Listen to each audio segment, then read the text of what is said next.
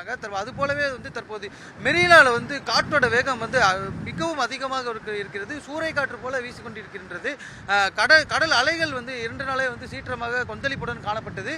ஆனால் தற்போது இப்போ முன்பை விட நேற்று இன்று மதியத்தை விட தற்போது புயல் கரையை கடக்க ஸ்டார்ட் பண்ணதுக்கு அப்புறம் இப்போ கடலோட சீற்றம் சற்று இன்னும் அதிகமாகவே இருக்குன்னு சொல்லப்படலாம். சுமார் 9 முதல் 6 முதல் 9 அடி வரை, அதாவது 20 அடி கிட்ட அலைகள் பொங்கி எழுந்து வருது.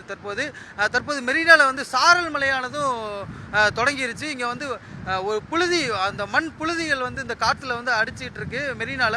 எப்பவும் மெரினா, அது குறிப்பாக சாட்டர்டே சண்டேல மெரினா நல்ல ஜேன்னு உற்சாகமாக மக்கள் கூட்டம் காணப்படும் மெரினா தற்போது இன்று புயல் காரணமாக மெரினால யாருமே இல்லை.